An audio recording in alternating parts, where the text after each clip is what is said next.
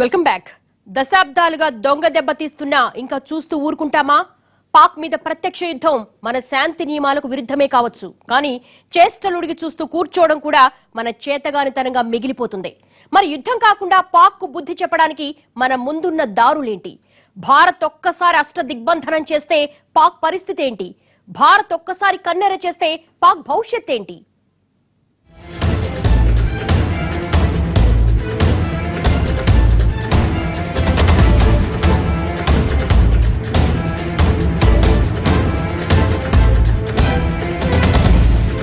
భారత సైనికులకు ఒక చిన్న ఆదేశమిస్తే 10 రోజుల్లో ప్రపంచ పటంలో పాకిస్తాన్ అన్న పేరును చెరిపేస్తారు. కానీ అది మన విధానం కాదు.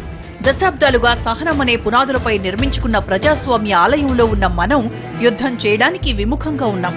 అయితే ఇప్పటికీ మన చేష్టలుడిగి కూర్చుంటే అది మన తప్పిదమే అవుతుంది. అందుకే పాకిస్తాన్ను అన్ని వైపుల నుంచి కట్టడి చేయాలన్న అభిప్రాయాలు వినిపిస్తున్నాయి. అందులో మొదటిది సార్క్ దేశాల ద్వారా పాక్ మీద ఒత్తిడి పెంచడం. ఆ ప్రయత్నం ఇప్పటికే మొదలైపోయింది. ఇక రెండోది సింధు జలాల ఒప్పందాన్ని పునఃసమీక్షించడం.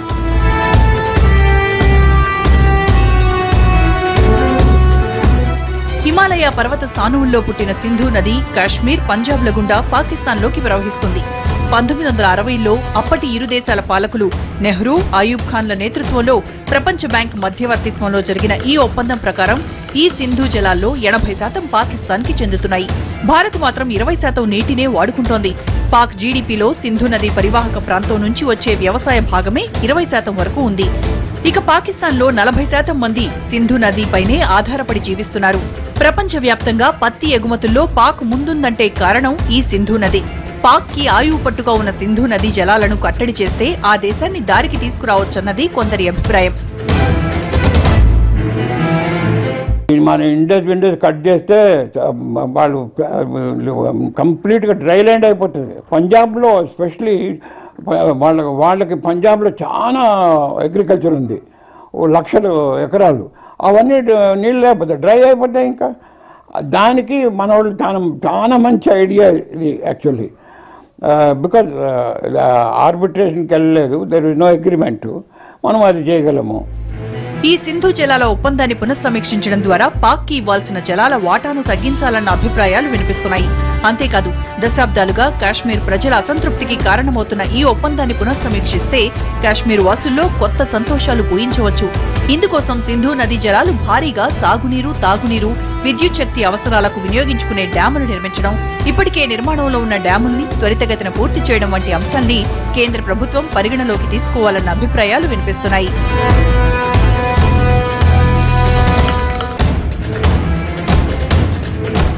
ఇప్పటికే పీకల్లోతు అప్పుల్లో ఉన్న పాకిస్తాన్ ఆర్థిక వ్యవస్థకు సింధు జలాలు, వాటి పరివాహకంలో వచ్చే వ్యవసాయాధారిత ఆదాయమే ఊపిరిపోస్తోంది. ఇలాంటి సమయంలో సింధు జలాలను కట్టడి చేస్తే పాక్ అతలాకుతలమైపోతుంది. అప్పుడు పాక్ దృష్టి భారత్ మీద పెట్టడం కన్నా తాను బతికి బట్టకట్టడం మీదే పెడుతుందన్నది కొందరి అభిప్రాయం. ఈ సింధు జలాలతో పాటు పాక్ను కట్టడి చేయడానికి చెబుతున్న మూడో అంశం బలూచిస్తాన్. దశాబ్దాలుగా స్వాతంత్ర్యం కోసం పోరాటం చేస్తున్న బలూచ్ అంశాన్ని తెరపైకి తీసుకురావడం ద్వారా పాక్ను ఇబ్బంది పెట్టాలన్నది మరో అభిప్రాయం.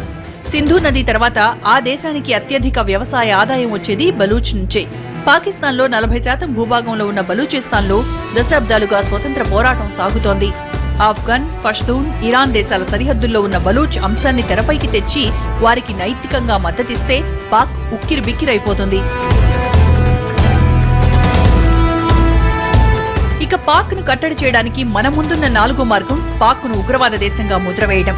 ఇలా చేయడం ద్వారా పాకిస్తాన్ను అంతర్జాతీయ సమాజంలో ఒంటరి చేయాలని ఆలోచిస్తోంది భారత్. దీనివల్ల ఆ దేశానికి అంతర్జాతీయ సమాజం నుంచి వచ్చే ఆర్థిక సహాయం నిలిచిపోతుంది. ఇది ఆ దేశానికి చాలా ఇబ్బంది కలిగించే అంశమే. అప్పుడైనా పాక్ దారికొస్తుందన్నది మరికొందరి అభిప్రాయం. ఇదే రూట్లో పాక్ను ఊపిరి సలపకుండా చేయగలిగే 5వ అస్త్రం పాకిస్తాన్ కి ఉన్న మోస్ట్ ఫేవర్డ్ నేషన్ అన్న హోదా సవరించడం.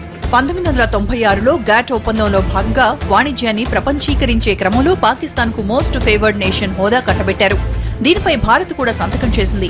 20 ఏళ్ల తర్వాత ఇప్పుడు ఆ ఒప్పందాన్ని రద్దు చేయాలన్న ఆలోచనలో ఉంది కేంద్ర ప్రభుత్వం. అదే జరిగితే పాకిస్తాన్ ఎగుమతులు చాలా వరకు నిలిచిపోయి వాళ్లకు విదేశీ మారక నిల్వలు తగ్గిపోతాయి. ఇది ఆ దేశం మీద తీవ్రమైన ప్రభావం చూపిస్తుంది. ఇక పాక్ను ఒంటరి చేయడానికి మన దగ్గరున్న 6వ మార్గం అమెరికా. ఇప్పటికే తీవ్రవాదం మీద యుద్ధం ప్రకటించిన అమెరికా భారత్కి చాలా పెద్ద మిత్రుడిగా ఉంటూ వస్తోంది. ఈ మైత్రిని ఉపయోగించుకుని పాక్ నిజ రూపాన్ని అమెరికా ముందు బట్టబయలు చేయగలిగితే చాలు. ఇప్పటికీ దశాబ్దాలుగా అమెరికా నుంచి పాకిస్తాన్కి పరోక్షంగా సాయం అందుతూ వస్తోంది. దాన్ని కట్ చేయగలిగితే పాక్ ఆయువు పట్టు మీద కొట్టినట్లే. ఇలా భారత్ తమను అష్టదిగ్బంధం చేస్తోందని, అంతర్జాతీయ సమాజంలో ఒంటరిని చేస్తోందన్న భయం పాకిస్తాన్కి ఉందంటున్నారు అక్కడి రాజకీయ విశ్లేషకులు. అమెరికాతో దోస్తీ చేస్తూ పాక్ ని ఒంటరిని చేస్తున్నారని విమర్శిస్తున్నారు. అంతేకాదు, భారత ప్రధాని మోడీ తమ దేశ ప్రయోజనాల కోసం విదేశీ పర్యటనలు చేస్తుంటే పాక్ ప్రధాని నవాజ్ షరీఫ్ మాత్రం తన వ్యాపారాల కోసం పనామా పత్రాల్లో తన కంపెనీల పేర్లు దాచుకోవడానికి విదేశీ పర్యటనలు చేస్తున్నారని పాక్ పాలకుల దుష్టనీతిని ఎండగడుతున్నారు. आपको हम थोड़ा सा तारीख में पीछे लेके जाएंगे। 1971 में जब इंडिया ने पाकिस्तान को तोड़ा था, उससे कम से कम 1.5 साल पहले इंडिया ने पाकिस्तान को तोड़ने की साजिश तैयार करनी शुरू कर दी थी और उसके आसार इंडियन फॉरेन पॉलिसी से आपको नजर आते थे। किस तरह इंदिरा गांधी रशिया गई, वहां उसने मुआहदे किए, किस तरह अमेरिका गई निक्सन से मिली, किस तरह उसने पूरे खित्ते में पाकिस्तान को आइसोलेट करना शुरू किया। जब वो एक कोई भी मिलिट्री एक्सपेडिशन आप बिल्ड करते हैं तो उससे पहले आप पूरी दुनिया में डिप्लोमेटिक और पॉलिटिकल एनवायरनमेंट क्रिएट करते हैं। जानी दुश्मन है एक दूसरे के, उसके बावजूद मोदी ईरान पहुंचता है और ईरान के साथ चाबहार के ऊपर और ईरान के साथ स्ट्रेटेजिक अलायंस इतने बड़े बनाता है कि ईरान की इंटेलिजेंस और एनवायरनमेंट और जगह को इस्तेमाल करके पाकिस्तान के खिलाफ कुलभूषण यादव जैसे दहशतगर्द भेजने में कामयाब हो गया। तो और अफगानिस्तान को पहले ही हॉस्टाइल कर चुका है, बांग्लादेश को हमारे पहले ही खिलाफ कर चुका है जहां पाकिस्तानियों को फांसियां दी जा रही हैं, अमेरिकन को पहले ही अलाय तहादी बना चुका है अपना वो, कि जिसके नतीजे में इस वक्त इस खित्ते में जो पुलिसमैन की ड्यूटी है वो अमेरिकन, बदमाश की जो ड्यूटी है वो इंडिया को दे रहे हैं। और पाकिस्तान ने इस वक्त पाकिस्तान के ताल्लुकात अमेरिका से भी खराब है, हमारे ताल्लुकात ईरान से कशीदा हो गए, अफगानिस्तान से तो हम हालत जंग में चले गए, बांग्लादेश पाकिस्तानियों को फांसियां दे रहा है, सऊदी अरब इस वक्त अलग हो गया है पाकिस्तान के दाखिली और सियासी मामलात से, वो हमसे खफा भी हैं और इंडिया ने उनको अलग भी किया है। और ये सब इसलिए हो रहा है कि पाकिस्तान के पास ना कोई फॉरेन पॉलिसी है, ना कोई फॉरेन मिनिस्टर है, पाकिस्तानी प्राइम मिनिस्टर ने एक स्टेप नहीं उठाया। नरेंद्र मोदी जब अपने मुल्क से निकलता है तो वो अपने मुल्क के मफादात का तहफ्फुज करने के लिए निकलता है, पाकिस्तान को घेरने के लिए निकलता है, पाकिस्तान को रीजन में आइसोलेट करने के लिए निकलता है। पाकिस्तानी प्राइम मिनिस्टर जब मुल्क से निकलता है तो अपने बिजनेस इंटरेस्ट को देखता है, अपने पनामा लीक्स की फ्रॉड और करप्शन को छुपाने के लिए निकलता है। कोई पाकिस्तानी गवर्नमेंट का, पाकिस्तानी प्राइम मिनिस्टर का कोई मूव ऐसा नहीं होता जो नेशनल इंटरेस्ट में हो। बड़ी साफ बात हम कर रहे हैं ये, जबकि इंडिया के नरेंद्र मोदी अपनी कौमी मफादात के तहफ्फुज के लिए इस वक्त पाकिस्तान को इस तरह घेर चुका है कि खित्ते में सिवाय चीन के हमारा कोई दोस्त अब बाकी नहीं रहा है। ఇక పాక్ను దారికి తీసుకురావడానికి భారత్ ముందున్న 7వ మార్గం ఆ దేశంతో వర్తక వాణిజ్యాలు పూర్తిగా నిలిపేయడం. దీనివల్ల చాలా అంశాల్లో పాకిస్తాన్ ఇబ్బందులు పడాల్సి వస్తుంది. ఇది ఆ దేశానికి పెద్ద ప్రభావం చూపించకపోయినా కొంతమేర సరిహద్దుల నుంచి వచ్చే ఆదాయం తగ్గిపోతుంది. పాక్ కి బుద్ధి చెప్పడానికి అనుసరించాల్సిన 8వ మార్గం ఆ దేశంతో సాంస్కృతిక క్రీడా సంబంధాలను నిలిపివేయడం. తద్వారా ఆ దేశ కళాకారులను, నటులను మన దేశంలోకి రాకుండా చేయాలి. వారి ప్రోగ్రాంలు భారత్లో జరగకుండా చూడాలి.